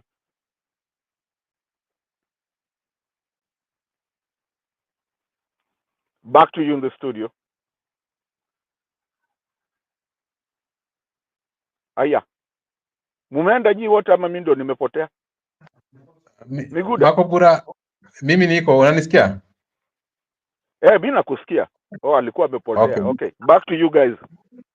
Okay, sorry, I'm having a little bit problem with my net here in the capital of Kenya, Nairobi. I don't know what the problem is, but hopefully it keeps coming and going. Yeah, so thank you so much, Mato, for giving that good insight as well. Maybe Migoda, do you have something to say on regards to what brothers talked about? Yeah, I'd like to comment a little bit because it's very important for me to comment. I agree with my brother because he has given me a broader perspective of viewing at that political stability, particularly in the country, because I was looking at it on another angle, but the way he has brought it very good, very effectively, and I have taken notes and it has been taken into consideration. And thank for that input, Mato. Okay. Thank you, Mr. Miguda. Thank you, Mato. Mr. Miguda, maybe I think the last two. Let's talk about the political realignments in the country. So no more questions for me, so I can drop, eh? Maybe you can give your opinion on this political realignment that we are seeing currently in the country, and also the effects of the Gen Z in the country. You know, they have changed the dynamics of the politics and the plannings and everything. What do you have to say about the political realignments that we are currently seeing? We're seeing a good relationship between the UDA and the ODM. We're also seeing the Wiper and the new party that is coming from the Mount Kenya, led by Gachagua, also realigning. What is your take, Mr. Mato, on the political realignment and also the effect of the Gen Z in the coming, the elections which are forthcoming? Before you leave. Okay, let me run real quick with the two. Let me start with the political realignment before I come to the Gen Zs. So the political realignment is, have you ever seen when you can either choose when you get to a junction of a road, and depending on where you're going, you can make a right or a left, and those are the only two options that you have. And if you make the wrong one, you'll end up in Machakos. If you make the other one, you'll end up in Kisumu. I mean, either way you are, just depending on where you're going. And depending on the passengers, if they were going to Kisumu and then you make the wrong turn and end up in Machakos, then already umewapoteza, and some of them might, back out of the vehicle and start walking towards the right direction. So these realignments, there's so much mistakes that have been made in them, and that's why some of them are trying to see if they can make a U-turn and go the right way. Because the problem is that gari ilikuwa imeandikwa inaenda Machakos, mtu akapiga kona ya kwenda Kisumu. You see, so those realignment, they are trying to see if they can do that, but sometimes it can be too late. So for me, like I've been saying this even somewhere else, I think some of the people that, and I hate saying this because people hate me when I say this, ODO made the wrong turn, carrying the wrong people. I mean, they went to faced the wrong destination, carrying people who are going to the other destination. And there's no where you can make a turn and face the right destination, you might turn by with an empty car.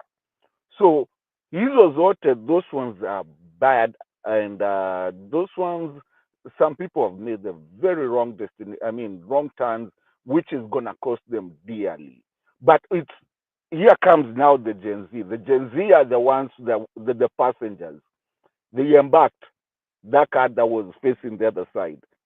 So when Gen Zs came, they actually now opened up the eyes of the passengers that were asleep. They told them, Mamkeni, tunaenda pande mbaya. We're going the wrong direction. So people started looking at the other side. Some of the things, societal and geographical, geopolitical things that people were never looking at, or even if they were looking at them silently. They came up, and Gen Z brought that up. Let's talk about this. And even today, when was it? Just about the other day, I was talking to somebody and I was telling them, people, you must be naive to think the movement is dead, because these guys the movement is they're still in Mandamano. What they did, they came out of the streets and went to the internet. And going to the internet, they were not just going to the internet just to go to the internet to post WhatsApps, whatever. So, these guys started even going into emails of people like our allies, countries and other countries and things like that. And if you want to know I'm right, you ask yourself, when was the last time Ruto was invited, or even any dignitary from our country was invited in another country? Because the moment they hear that, they wanaingia huko kabisa, wanachoma. Now they've gone to a whole different kind of level of maandamano. So what did Gen Z do? To your second question, Gen Z first of all took their power from parliament.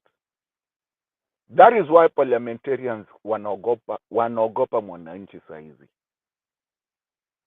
That is why even the president's statement, I mean, sijui ya mazishi yaiwezi somwa. Watu wanasema hapana, hatutaki, patia wenye wamefiwa. So they changed the whole dynamics of how things are done. Today, I mean, so many politicians that do not, especially if you're not aligned with the people or the Gen Zs and what people are thinking and what they are talking, they don't even, I mean, they've shut down their social media. What Uhuru had done, shut down his social media. I want to give you, my brothers, an assignment.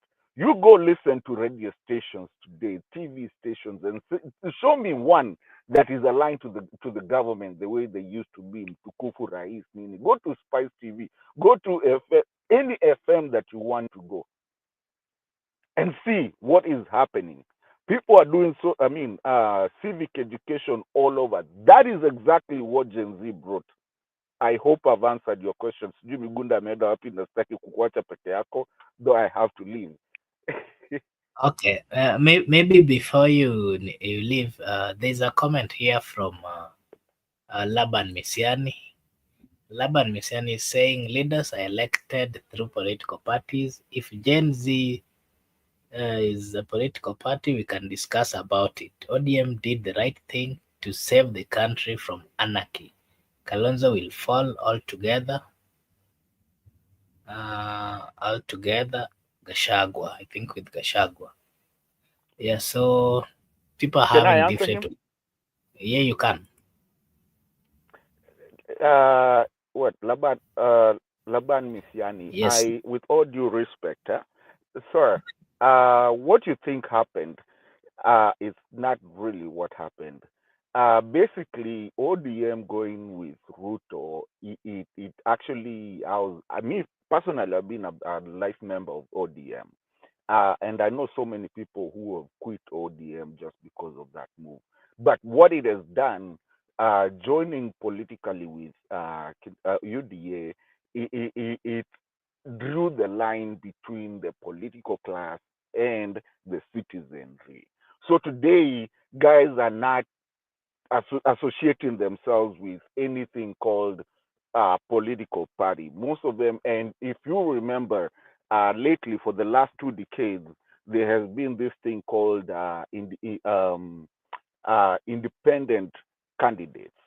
So this is actually going to throw that independent candidacy to become more. So many people are just not going to associate with this political party. They weren't going to go with ODM, but they're not going to go with ODM. They're going to want to be seen independent.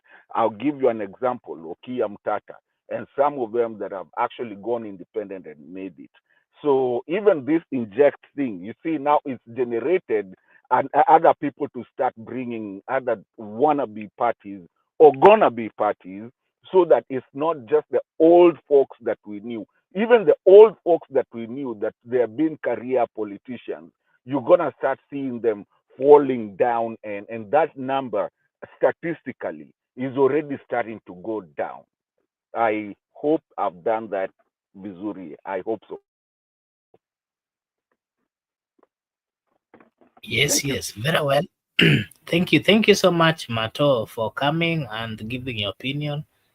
Tunashukuru sana. We hope and believe that whenever you get time utakuwa unakuja ukue na sisi. Thank you so much. Mr. Miguda, what do you have to say about the political realignments that we are currently seeing and the Gen Z's effects in the forthcoming election? You've seen them having a very strict stand. What do you have to say about that?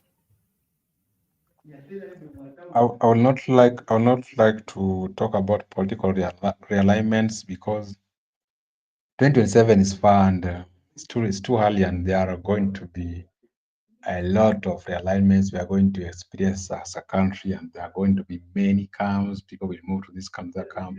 Even some people will move from government, opposition. So we are here to see how events will unfold. I would like to focus on the Gen Z effect in the forthcoming election.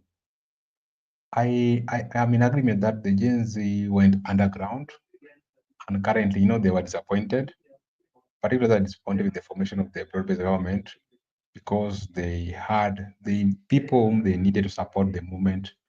Some of them decided to go and join government, but we are not in dispute because that is their own decision, their own volition. They have that political right to associate with whoever they like to associate with.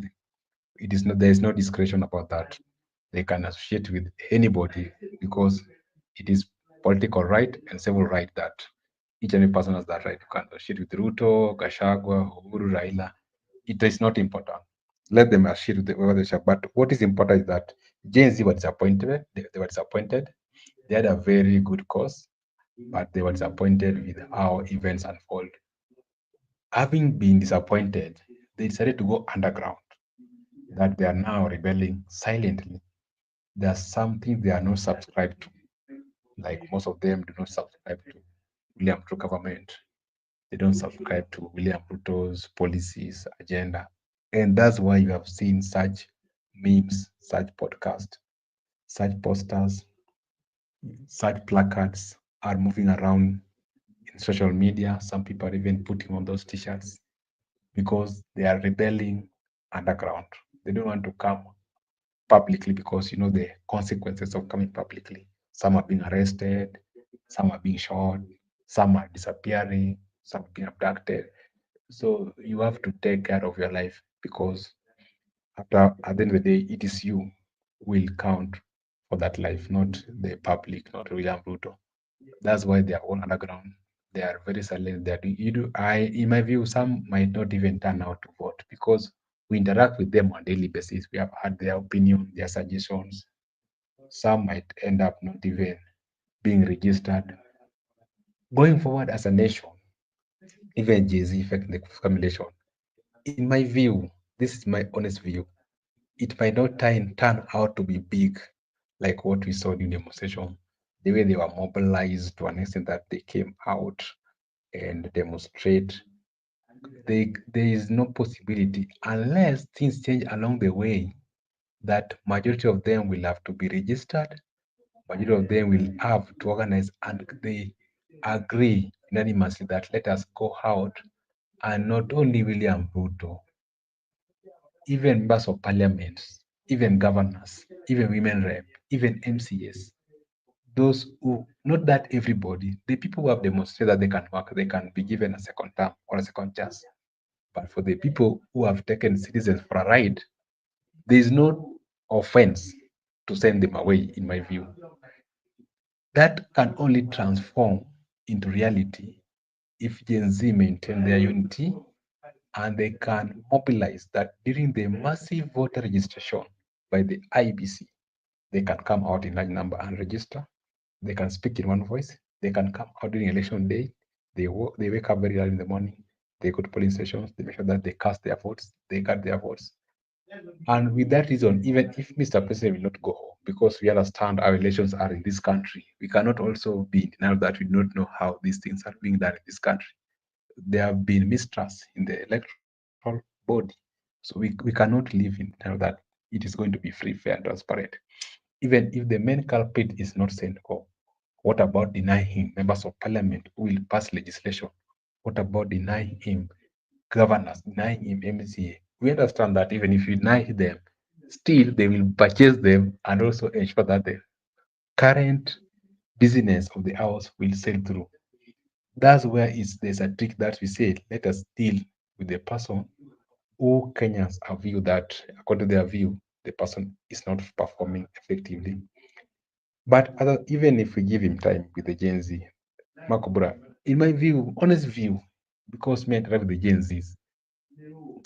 Zs, for them to come out and vote in large number, unless things change in the country, unless there's that trust that even the electoral body, there are so many things that will not allow them to come out largely and vote. But for me, what I know and I can attest for sure, Gen Zs, they are rebelling silently. They are rebelling underground. They are not expressing it in the public. They are not expressing it through protest, through demonstration, through picketing. They are doing it silently. But I was told one day that that is a dangerous war, to fight with someone who you do not know his next move, don't understand whatever he's thinking, he's just silent. He has allowed you to go on with your activities, but with him or her, she or he is silent about anything that is going on into the country. That's a very just. You could have allowed him to express his views, his opinions, to express, but so by the time you're dealing with him, you know where to touch and where to leave. We still have a long way to go. MCOBURA 2027 is still far in my view, and we are here to look at how things will turn and unfold. Back to you.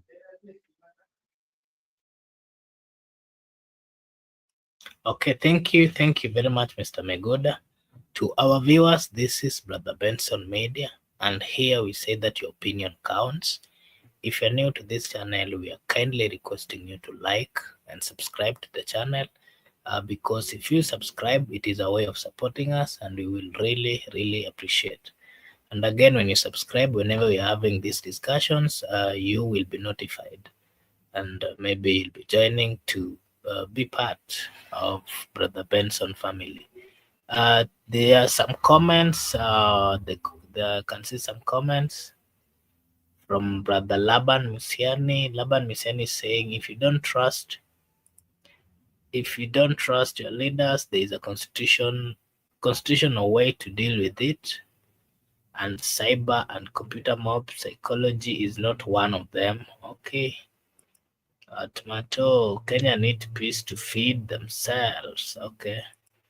Leaders are elected through political parties. If Gen Z is a political party, we can discuss about it. ODM did the right thing to save the country from anarchy. Kalonzo will fall altogether with Gachagua. Okay. Tomato, Omtata has a political party and not independent. Oh yes, that's true. He's saying that Ruto will win in 2027 election with 66%, with a very strong coalition. Okay, we are waiting to see that, Mr. Laban. MIGUDA, you're on point over Gen Z. Okay, the only Gen Z you see now are spent cartridge. The original Gen Z faded away. Okay, MIGUDA, thanks for talking the truth.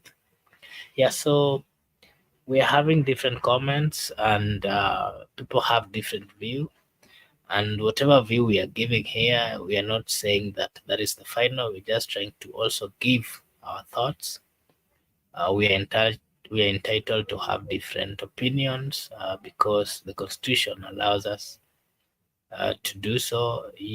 We are not actually talking ill about the government. We're not criticizing. We're just having a conversation that is geared at making our country a better place. So for everyone who joined, we are really, really appreciative, and we are saying thank you so much. There's a comment from Atoy saying, I like people who dream of Ruto's winning. Ask them if they would personally vote Ruto. Laban, I think that is a question to you. Mate is asking if you would vote for the president again. Maybe that is your own decision to make. Maybe you can give us your reply on that, the comment. Yeah, so everyone who joined, we are very much grateful. I'll give this chance to Mr. Migure to say his last remarks before we close. Mr. Miguda, what do you have to tell the people of Kenya, especially one something that is related to the topics we've discussed today? Okay, to the people of Kenya, MCOBURA, the people of Kenya are good people. We like each other, even though we are existing in diversity. It is not our fault. We found ourselves in that manner that we exist in diversity as the people in Kenya. But through our laws, through our composition, we decided as the people that let us live in unity, one indivisible country called Kenya, being a republic, one nation, one flag, one president, one people. And we expect that as a citizen of the country, we believe that we have a duty at all to make sure that we get better services from government because it's enshrined in the constitution. Article 43, economic and political rights for the people of Kenya, that it is our basic right to have them. Anybody who has a responsibility of leadership, we must demand from him or her that as a people, we expect better health services. That is what we call universal health coverage. We expect better education system. That's why we talk about infrastructure and CBC. We expect that we have good roads. We expect we have affordable houses, housing facilities. That's why we talk about housing levy. We expect that the tax should be lowered to the middle income. The tax should be lowered to the low income earner. Those are the things that are within the constitution that we expect the government to do for us. As we have just a duty to act to demand from the government that we elected, we put in place, kindly do for us this job, do for us this one. For the people of Kenya, there is no problem. Let us remain united. Let us always live together as a people, even though we have challenges politically, economically, but with much input from religious leaders, from civil societies, from people who are in opposition, from Gen Z, we must make sure that we have the right thing as the people. That's why no one should arrest people, no one should abduct people because they have been criticized. Those are normal things as a leader. You should accept challenge as a leader because if you are going wrong and if you might make it to go in the right direction. The people of Kenya, let us live together as the nation and let us also love our country because this is the only country we have. And I like what the diaspora team are doing this platform because they have been contributing through comments, they have been contributing by joining live session. That's a significant that we love our country, even these people are in diaspora, because this is the country we have. If we lose it, we don't have anywhere to go. MCOBURA, see you next time. Bye bye. Okay, thank you. There's a comment here from Laban Misiani. Mato, organic Baba supporter. I don't mind voting for Ruto because we believe in one Kenya. Very well. Okay. That was nice. Laban, you had promised that you'll be joining us, but we saw your message that you are held up somewhere, and you said you'll engage us at the comment section. You've truly engaged us. That was so nice. But we'd like that one of these days you also come in this platform. We hear directly from you, not via comments, but via your words. Yeah, I can see your comments. We're almost closing the show. I want to remind our viewers that this is Brother Benson Media. And here we say that your opinion counts. If you're out there, you have something that you want to share with the people of Kenya, this is the platform. This is where we'll give you a platform to give your view, so long as it is something that is going to benefit the people of Kenya. We will give you a platform. To everyone who joined, and if you're new, but they kindly like and subscribe to the channel so that whenever we're having this kind of shows, you'll be notified. You'll be joining us. I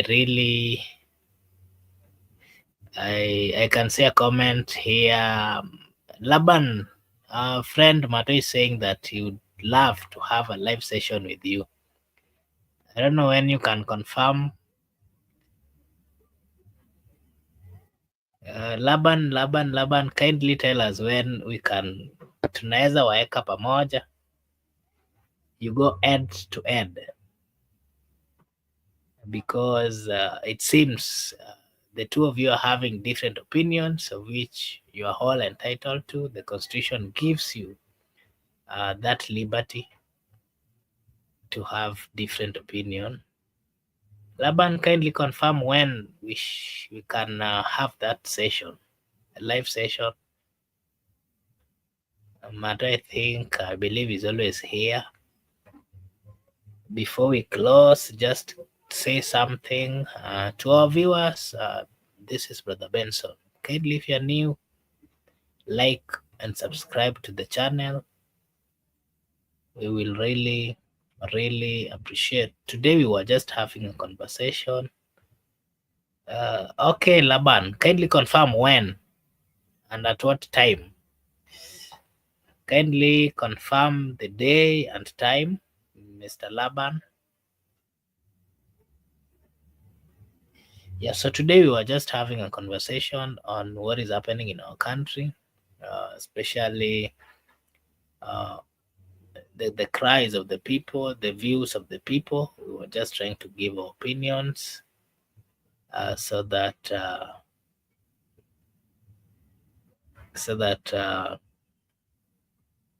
can also listen to others. Laban, kindly say when. Kindly, before we close. Yeah, so we've had a long discussion here on matters affecting our country, and we've had different opinions at the comment section. We've also had different views from our co-host here, Mr. MIGUDA.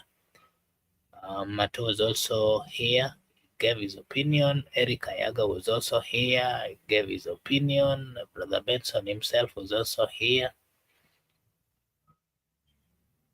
Okay, I've seen your comment, Brother Laban. I think Mato will reach out to us, and ni kama mnajuana wakati mnapatananga. So we can plan for that. We're always here, and we'll give you a chance, Mato and Laban, so that we can continue the conversation, a conversation that is geared towards betterment of our country. I want to take this opportunity to wish all of you a blessed evening, a blessed night, a blessed morning, a blessed afternoon, a blessed evening from wherever you are. To those of you who joined, we really appreciate. Asanteni sana. Taking your time to be with us, we don't take it for granted. It is a good sign that you like what we are doing, and it is also a support to us. We're very much grateful, and I also want to remind anyone who joined for the first time that you can subscribe to the channel. If you do so, it is a way of supporting us, and we will appreciate. You can see Laban is saying, I will plan my... Okay, very well. Laban, tukipewa chance ukuje na facts, bro. Very well.